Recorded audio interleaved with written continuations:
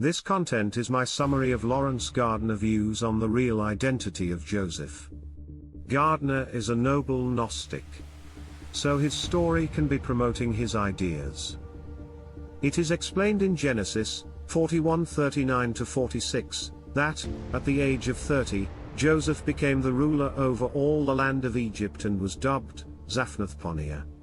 Something akin to God speaks he lives, but in ancient Egypt such a title would not, of course, have referred to the God of the Hebrews.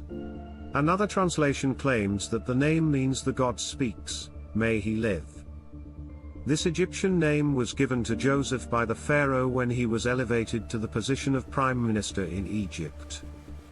Were it not for the separate Egyptian records of Joseph the Vizier, and of his genealogical link with Moses in the 14th century BC, it would be very difficult, if not impossible, to distinguish him from Joseph the son of Jacob Israel in the 18th century BC.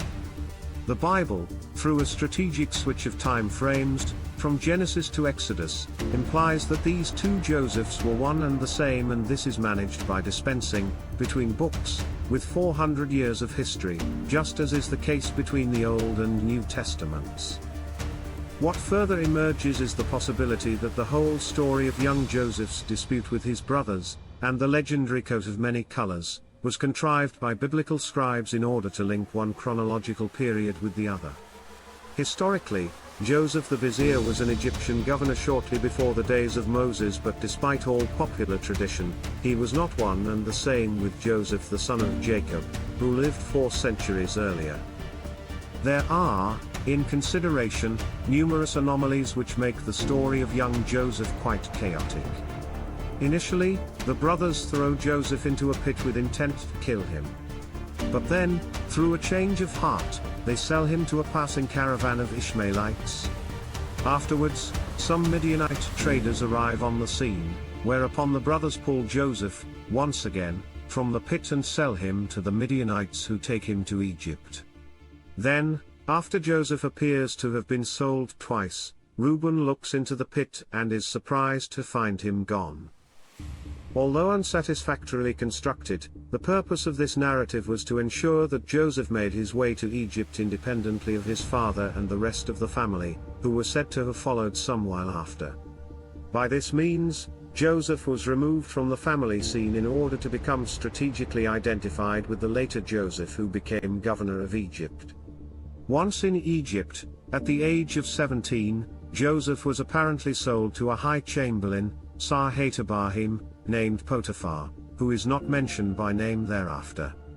However, the introduction of the man's name at that early stage was conveniently suited to identifying this Joseph with his later namesake, who, at the age of 33, married Asenath, the daughter of Poti-pherah, a priest of Ra.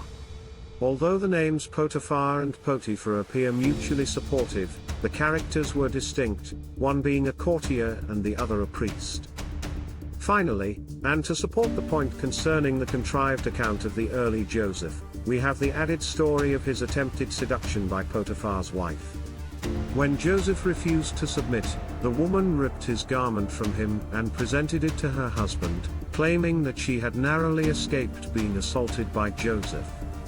Until a few decades ago, there appeared nothing untoward about this discreet little tale, but then Egyptologists translated a hieroglyphic document called the Albany Papyrus from 19th dynasty Egypt, circa 1250 BC. In this document they discovered the story's original prototype within the romantic lore of Old Egypt, and it had nothing whatever to do with Joseph. A later Genesis entry, which is rarely quoted, has Joseph saying, "God hath made me a father to Pharaoh," Genesis 45:8. This is a particularly impressive statement, and could not possibly have related to Joseph, son of Jacob, who was sold into slavery.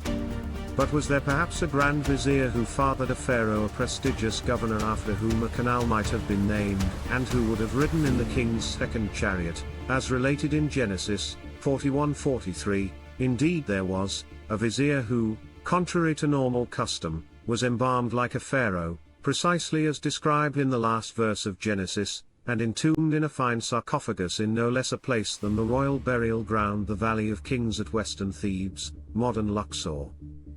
Yahya and Uya phonetically Tuya, which is akin to Yahweh, a variant of Yahweh or Jehovah.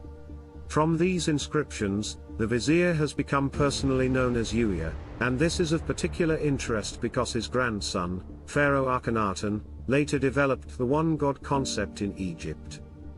Yuya, Yusuf, was the principal minister for the 18th dynasty Pharaoh Thutmose IV, circa 1413, 1405 BC, and for his son Amenhotep I, circa 1405, 1367 BC.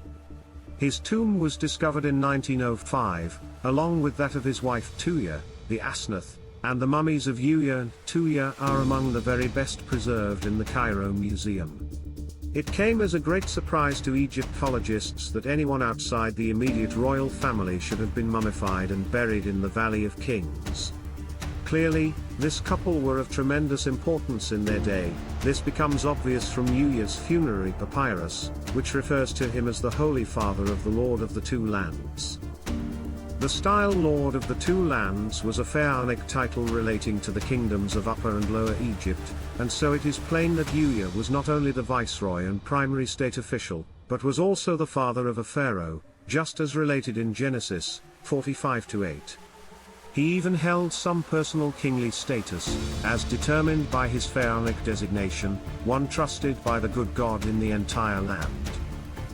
Yuya's family was very influential, holding inherited land in the Egyptian delta, and he was a powerful military leader.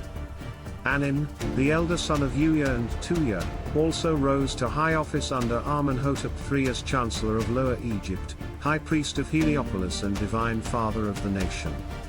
But it was their younger son, I, who held the special distinction Father of the God and became Pharaoh in 1352 BC, as did other descendants of Yusuf Yuya, including the now famous Tutankhamun.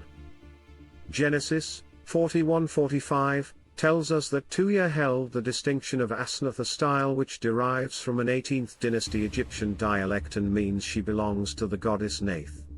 Tuya was the daughter of a priest of Heliopolis and, according to the corpus of hieroglyphic inscriptions at the Brooklyn Museum, she was the designated king's ornament.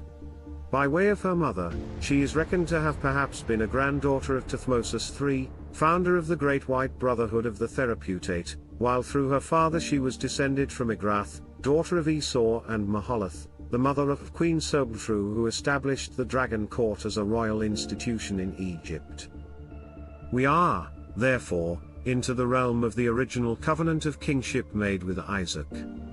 His son Esau may have sold his birthright to his younger twin brother Jacob Israel, whose descendants became kings of Judah, but now we discover that, through Tuya and Yuya, descendants of Esau did indeed become pharaohs of Egypt. These particular pharaohs have become known as the Amarna kings. They were Akhenaten, Smenkhkare, Tutankhamun, and I, who ruled consecutively circa 1367-1348 BC. From the 18th dynasty campaigns of Akhenaten's great-great-grandfather, Thutmose II, circa 1491-1436 BC, Palestine was under Egyptian rule and it remained so into the era of the Amarna kings. The American Egyptologist, James Henry Breasted, referred to Thutmose II as the Napoleon of Egypt, and the empire, from Syria to Western Asia, established by him and his son Amenhotep II, was certainly indicative of the kingly domain promised to the descendants of Isaac, from the river of Egypt, unto the river Euphrates, Genesis 15:18. If the covenant were to be taken literally, it would appear that the selling of the birthright by Esau to Jacob had no effect whatever. It was not until after the Amarna period that the lines from Esau and Jacob were united through marriage, subsequently descending to the Davidic kings of Judah.